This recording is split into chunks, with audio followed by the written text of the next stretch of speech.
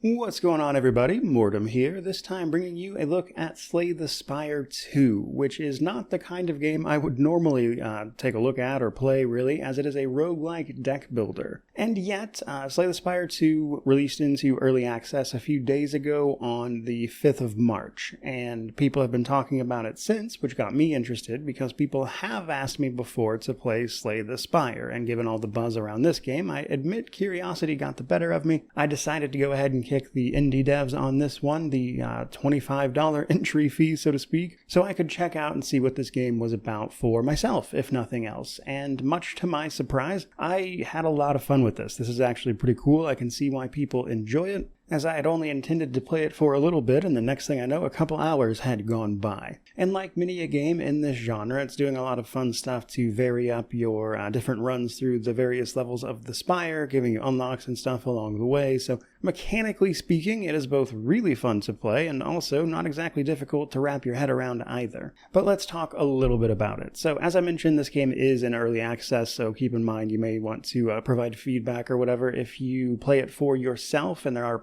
potentially going to be some problems, though I didn't run into any personally. I believe there's also a pretty big multiplayer aspect of this, or you can play solo, of course. And right now, while there is a good bit of content there to, run through and get the unlocks and stuff, the ending and everything is not in place. There's going to be more game modes, better balances, the general bug fixes and compatibility stuff they are doing early access for. And so there's plenty of things to go in terms of development, which is why it's in early access, I would imagine, but other than that, the premise for Slay the Spire 2 here is relatively simple. The Spire has reawoken after about 1,000 years, and your job is to enter said Spire and try to make it to the very top, of course. And your way through that is going to be in typical roguelike fashion, where each individual level counts as a floor of the Spire. Each individual act or chapter of the Spire has a theme and whatnot, and you'll face certain enemies and then a different type of boss at the end of that based on where you are. And you're going to run through it with 5 different characters as of now. And straight away, I did appreciate how varied each of the individual characters were. Of all of them, I would say Regent was probably my favorite, though Silent has cool mechanics, I'm just not very good at them. But each of them does in fact play differently, they get different cards and effects, and they lean into different mechanics more. Like for instance, the Lich has a mechanic on their cards called Doom, where you can build up Doom on yourself or the other enemies that you'll be facing, and if they have less health than they have Doom, they just die. The Regent has a separate mechanic where they build up, outside of the energy that everybody uses to play their cards, a separate pool that some cards can activate off of. So with that particular guy, I just felt like I was constantly doing stuff and building things up, and that was a lot of fun, whereas the basic warrior guy is probably the easiest to play just in terms of mechanical complexity, or at least it felt that way to me at least. Could very well be very different in the late game, I suppose. Unsurprisingly, after you run through successfully or unsuccessfully one way or another, based on your progress, you will earn different unlocks, be those epochs as the game calls them, or just more regular unlocks that then open up more options and abilities for you in subsequent runs. Most of that stuff is tied behind basic things like, beating a run with one of the individual given characters, that kind of stuff. And so you progress by just simply adding more options and, better options ideally as you go that can influence the RNG a little bit. And then in individual runs, outside of the actual battles, you can run into a vendor, of course, to spend your gold, buy different cards to put into your deck, remove cards from your deck, which is something I liked a good bit, or buy relics, potions, that kind of thing.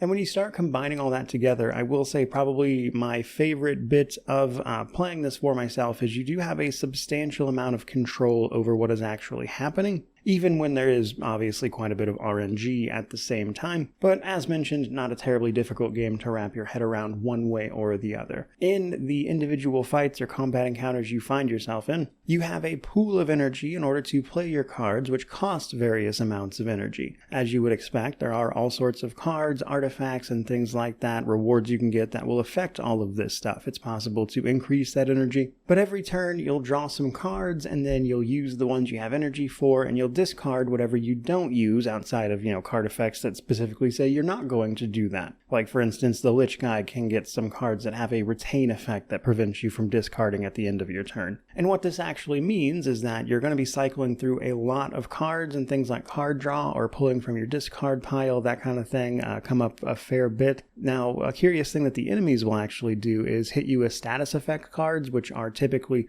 cards that you will draw as part of your deck for that combat encounter that are actually bad, in the sense that you either can't play them at all, which means they take up card draw and waste your cards that you would normally have instead, or they actively have some effect, like if they're still in your hand at the end of the turn because you can't play them or something, they'll have some negative effect, that kind of thing. And so there is some stuff there that can mess you up. But otherwise, when it's the enemy's turn, every single enemy will show an intent over their head and kind of basically show what they are about to do, be that attack, buff, debuff, use their special powers, whatever else it happens to be. And so you can, of course, plan, in addition to all of the typical card draw mechanics and things like that. I do appreciate that you can focus in on the card mechanics specifically via like the vendors, and you typically, when you complete an encounter, get a free card as a result, which you can add to your deck, or you can choose to skip it. And so I did notice in some of the runs that actually last a bit longer, there are also elements of like building a deck in the sense that you don't necessarily want too many cards, because then that affects the cards you can reliably get a hold of, that kind of thing. But doing all of that in combination with the relics, which allow you some extra effects that are, more often than not beneficial, gives you some reliability in the face of all the roguelike nature of the run. On top of that, I really appreciated the potion inclusion in particular. You can by default have 3 of them, or if you pick up certain relics, have more than that. But potions you can use basically whenever on your turn, and that allows you to stack up some stuff for better synergy. And they have all sorts of stuff, like, for instance, allowing you to duplicate the cards you're about to play, things like that. You can set up some really cool stuff, I think. But yeah, pulling all of that together, more than anything, I kind of just wanted to make this video to say that this game, in fact, surprised me a little bit, because while not really being the type of thing I would typically play, really, it is a ton of fun. I can see why people have been enjoying it.